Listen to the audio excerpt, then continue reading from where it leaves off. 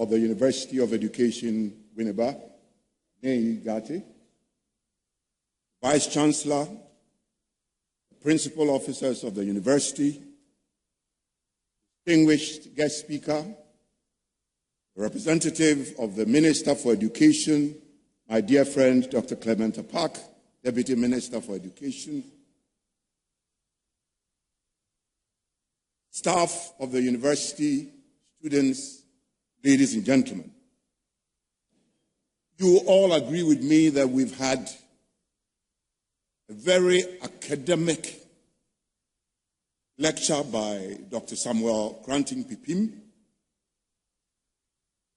clearly indicating the failures of our educational system and highlighting some of the new developments that are coming up. And we had a passionate exposure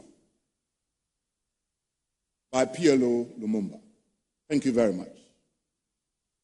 For me, as an avowed Nkrumahist, I stand tall today. And this is a gentleman from Kenya, stolen. That is why they said a prophet is not honored in his own country. Ghana is 68 years. And yet, I don't believe any of the universities have a course on Kwame Nkrumah. Go to Stanford University, they run programs on Kwame Nkrumah. 16 of Kwame Nkrumah's books are not mandatory reading in any university in this country. And we believe we're going to go forward. But ladies and gentlemen, I want to go back and begin to tease what the problem is and what the likely outcome of this public lecture is going to be. Research abounds that children born should be educated at home with their mother tongue and in school with their mother tongue. The research even says that up to probably the age of 8, and therefore in Ghana's school system, class 1 at 6, 7, 8. Class 3, you start introducing English as a second language. What that does for you is that every word that the child knows in the mother language immediately gets translated into English. If I ask all of you here, what is your vocabulary? All right? What numbers can you give me? This morning in the conference room, I said that in 2002 or 2001, when the Kufuor government came in, the first Minister for Education was Professor Christopher Ameyaw-Kumfi. I met him, and he comes from a tradition that believes that English should be the medium of training right from, age 1. So I said my primary school teacher's vocabulary was 40.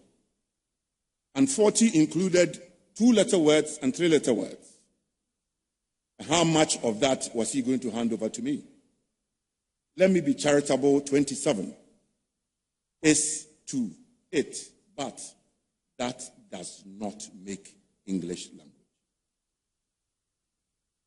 The other thing I want to say is that if I ask how many of you lived with your grandparents, there'll be a lot of silence in this room. Unfortunately, in our culture, if you're old and poor, you're a witch or a wizard.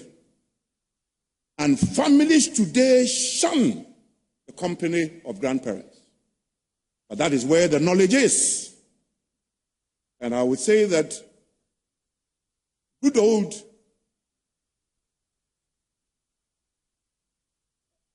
the name is just gone, who said that you challenge indigenous knowledge at your peril.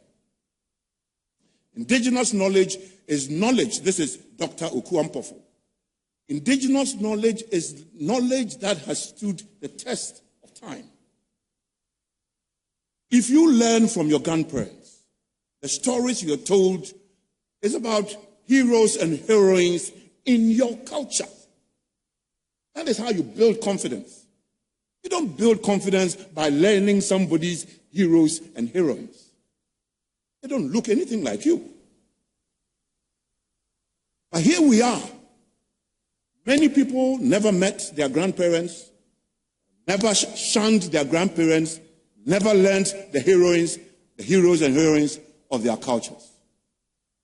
Many of us have very interesting stories to tell. And yet, in this country, reading is virtually nil. There are university students who are graduating who have never read a book from page 1 to the end, particularly if it is not in their subject area. They all read handouts and notes, and that certainly doesn't make a university graduate. At least in every semester, there should be compulsory reading material. Even in medicine, you must read the history of medicine. You must read pretty much everything. We have little knowledge. We have little language. And therefore, a lot of us can't speak. Not surprising, the MC said, you teach and you ask a question and everybody is quiet. If we started a program, and I'm saying that, look, PLO felt that the young people here have got a changed mindset and can change this country. I totally disagree. They have come along the same route that I came through. I'm 71. I can't change my sports today. Most of you can't change your sports either. But let's start from early childhood education. And that for me has now become my preoccupation. The brain, by age 2, is mature. What you do is how to wire the brain. And you wire the brain through your senses, through what you see. The child is on the mother's back. They go to the farm. The only colors they see on most of our farms is brown and green. Nothing else. They don't see any other colors. Turquoise. No, nothing excites them. What do they smell? What do they hear? What kind of music do they hear? They're not even playing a match they did to them. Children, the senses virtually are starved of information. And that is the route through the wiring system. So I say that most Ghanaians are single-phase wired. In a house, you can have one-phase wiring or three-phase wiring. Three-phase wiring, if one phase goes off, the others are there. Most Ghanaians are one-phased wired. And therefore, the ability to lateralize and really comprehend what goes on around them is really limited. So we must begin early childhood education. I don't believe that if you taught a child Proverbs at age 2 or age 3, the child will not understand, particularly in the language that is spoken at home. But if you start teaching A is for apple and B is for banana, then you're doing what is called linear teaching. Everybody is a child prodigy, but that have not been exposed. So I want us in this empowering minds to say that this is the university from which the change must start. I want to hear University of Education, Winneba, say that up to the age of 8, backed by research, education must be by mother tongue. And by 8,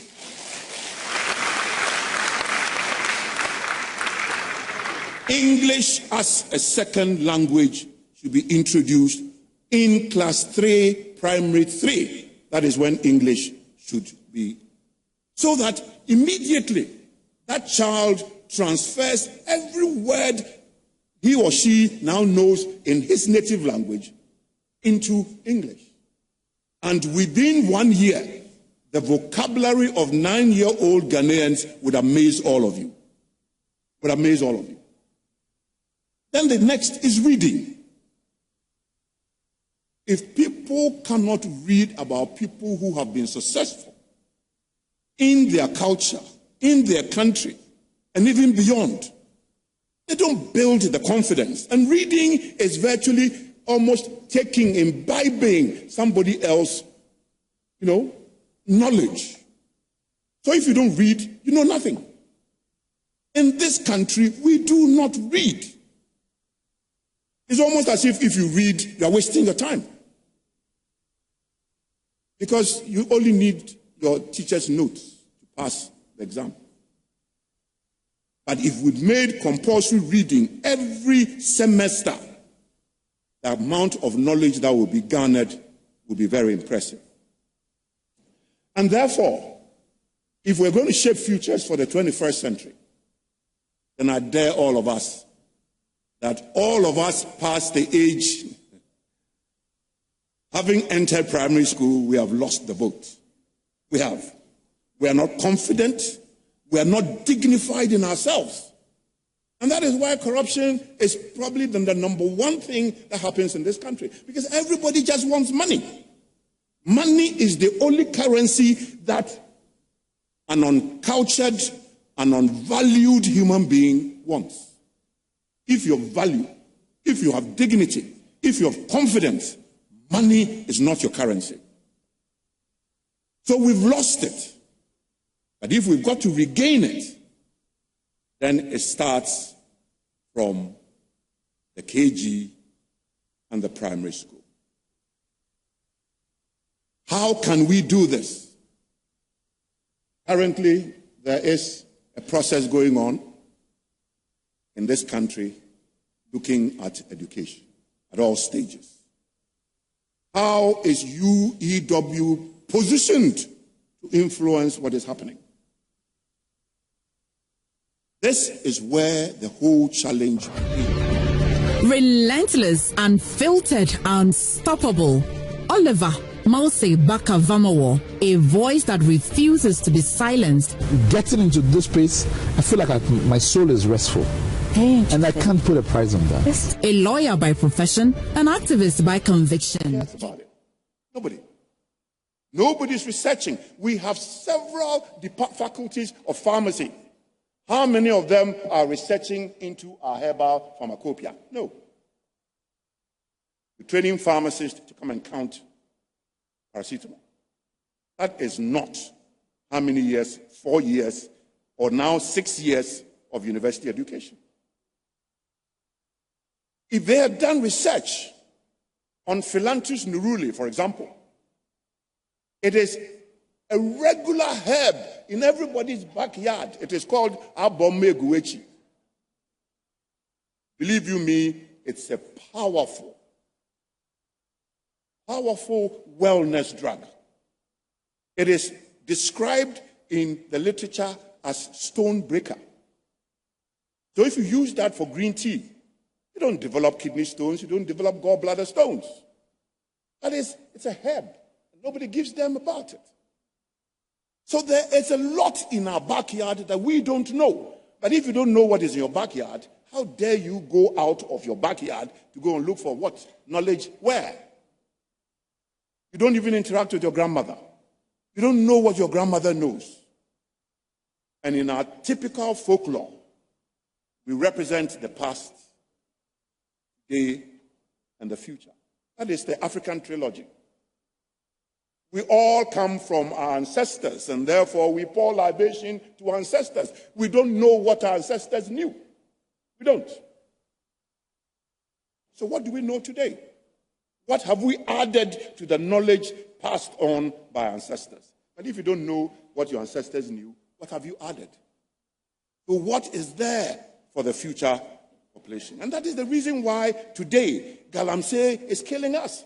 Because the people of today want all the gold out of Ghana. But people lived in Ghana many years before this current generation. Why did they leave the gold there? Or you think they didn't know there was gold there? They knew. But there was a valued system that we have lost all those values. This morning, the VC said PLO Lumumba had asked the question whether God was a Christian. And I just want to say something. In this country, it was known that on certain days, fishermen don't go to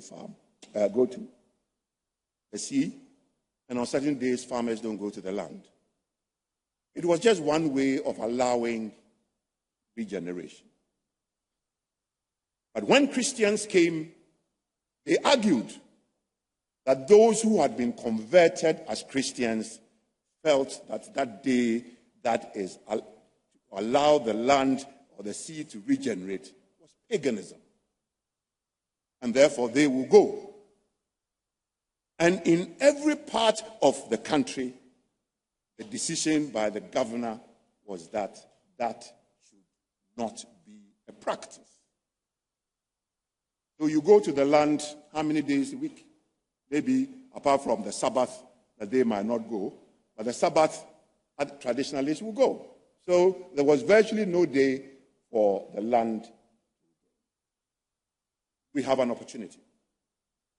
The opportunity is that let us break from our past. It is not a feeble-lettered, little language graduate who is going to change the world. It is a confident, dignified human being with values, who know what the ancestors knew, who is prepared to add on and guarantee the future. That is the confident African that we want to step out to go and compete. But we've lost it. All of us, some of us went out and trained. Of course, in the classroom, if it is knowledge there, we're if not better. But you come back, the system just stifles you. The system has a way of choking you. You cannot bring change. We've been here, all right? We know how the system works, all right? And, you know the terminologies you two know. You think you have come out. Hey, no. This is Ghana. We have got to begin a sea change. And to the Deputy Minister, please take the outcome of this public lecture. I hope that the synopsis will be done as soon as practicable, so that before the committee finishes its work, this can be a contribution from the EUW's public lecture series. That can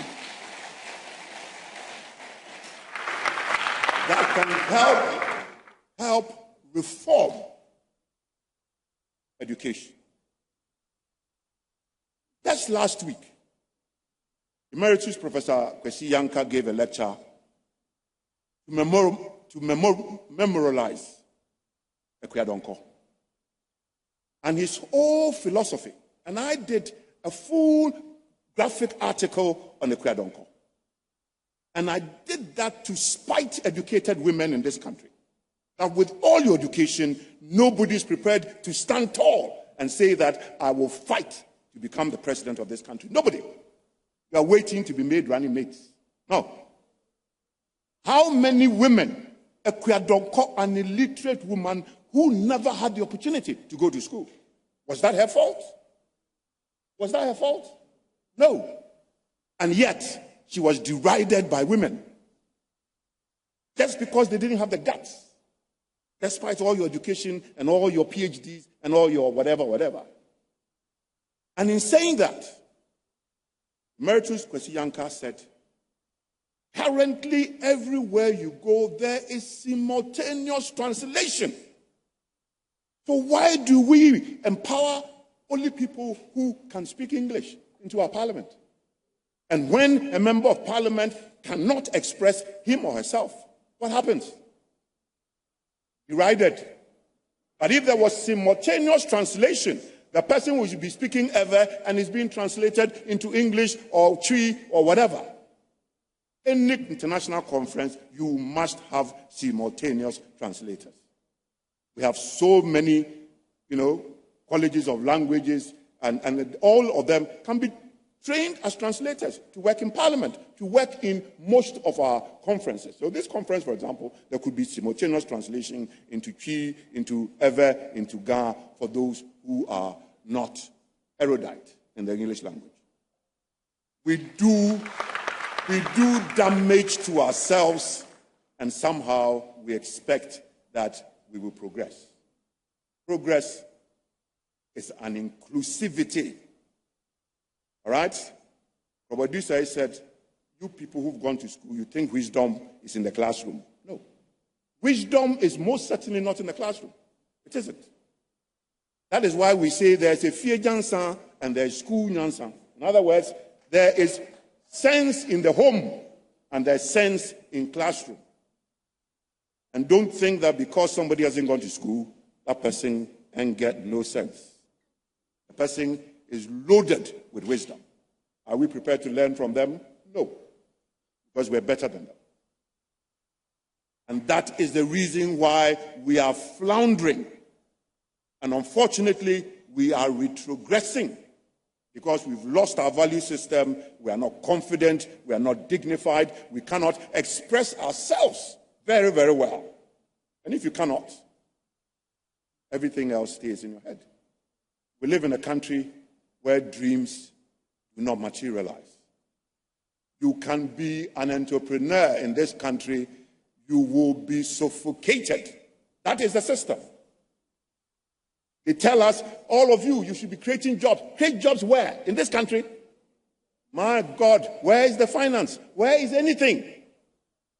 Where is anything? Nobody is prepared to help anybody. Everybody is prepared to help themselves. And I know Honorable is here, but let me say something. Last Friday, Parliament gave to every parliamentarian 200,000 as Get Fund project and gave them an additional 150,000 to monitor projects. There is nowhere in this world that you are giving 75% of what you are giving to monitor projects. No, nowhere. Parliamentarians all kept quiet. They got the money. They got their ex gratia. They got their car loan. Boom, that's it. These are the people's representatives. And meanwhile, the people are choking to death. The people are choking to death. So please, our representatives, look back. Think about us. Think about us. And let's all together move this country forward. The last thing I want to say is that I believe sincerely, and I'll say it here today, that multi-party democracy has done nothing for this country.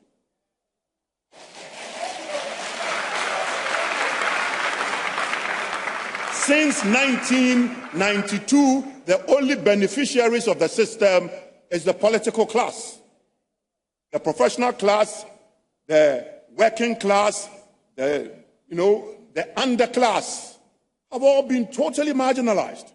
It's as if you live in this country, your sense is not respected. But that does not develop a country. We must be prepared to harvest the intellectual might of this country to progress this country. So, ladies and gentlemen, I believe and I share in Pierre Lumumba's statement that the change starts now. The change, let's say the change starts with the new educational system and the relevance of our local language in our educational system. And let me say that let's disabuse our minds that our grandparents are witches and wizards. They gave birth to you, they nurtured you, and today, because you've gone to school, you turn around and say they are witches. What you have lost is what your ancestors knew and your ability to add onto it. That has been one of the tragedies of our modern Ghana. We can correct it, and let's correct it now. I wish you all the best. Thank you.